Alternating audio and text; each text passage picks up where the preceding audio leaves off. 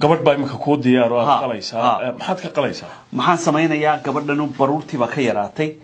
harag bay yeelatay marka caloosheedii baa soo dhacday caloosha hoos marka adaa markii hore de baruurtii ka riday bari ka riday waxaan u sameeyay kan baan u sameeyay baruurtii baa ka dhacday sanad bay sugtay markay baruurtii ka dhacday imika harag bay noqotay marka imika calooshii baan jarayaa oo ka dhigaya flat talabaadna waxay igu tiri maadaama ay baruurtii oo dhamiga baaday dabadiina way ka baabaaday marka baruurta halka ka shuba ayaan dabada ugu shubaya baruurta aad jidhka kale ka soo saartay ayaan ku shubay ayaa dabada loogu shubay marka dadku waxay baruurta meelooyin badan baa loo isticmaalaa wax qaar baa markay baruurta badan ka dhacdo wajigooda harag noqonaya markaasaan baruurtii wajiga dib ugu shubaa halkan aan ugu shubaya si ay u yaraadaan ogow baruurtu way wanaagsan tahay markay badatay xun tahay baruurtu way qurux badan tahay dadka way qurxisaa baruurtu marka waxa weeyaan markuu wajigu hargo noqdaan baruurtii baan wajiga dib ugu shubaa markaasay yaraadaan baruurta waxaa lagu shubaa naasaha dabada meesha doonaysa waa lagu shubi karaya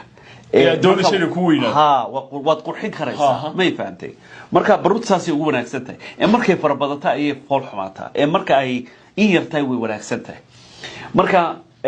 maanta waxaynu samaynaynaa qalidaas arki doontaan waa gabadh ilaa dhowr iyo 50 jir dadka aan qalaa waxay markay yaryar yihiin ay dhowr iyo 20 jir yihiin waxay doonayaan soo kale loo hagaajiyo iyadoo baruura in loo sameeyo barita oo kale waxaynu arkaynaa gabadh aad u dhuuban ma buurna waxay doonaysaa in caloosheeda loo yara habeeyo waa gabadh indha yara qofkii ugu da'da weynaa Dr. Mustafa ku soo mara doonaya in jirka loo qurxiyo jirmo 80 jir bay islaan 80 jir waxay doonaysaa inay isguursadaan marka waxay tahay inaad qurxisaa marka ma la qurxin karaa marka 80 jir maxaa loo qurxin qof waliba waa la qurxin karaya qof marka iyada waxaan u sameeyay caloosheedii baa soo dhacday calooshii baan ka dhigay flat u qurxiyay si ay markay guursanayso toobkii cadaab ay xidhanayso marka waxay doonaysaa calool ma doonayn la arko calool inay leedahay marka taasaan ka dhigay flat ta kale maxaan u sameeyay indhaheedii baa soo dhacay waxay lahayd xagga hoose baruur bay ku lahayd fara badan xagga sarena harag badan bay ku lahayd xagga sare indhaha marka waxaan ka jaray haragii sare xagga hoosena waxaan u sameeyay baruurtii baan waad arki doontaan waan tusi doonaa sawirada videoga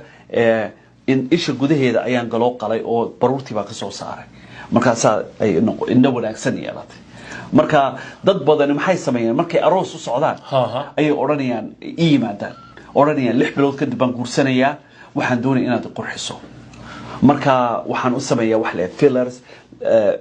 kuna muxuu noqonayaa fillers wax weeyaan waxay qorayaan baruur ma doonaad igu shubta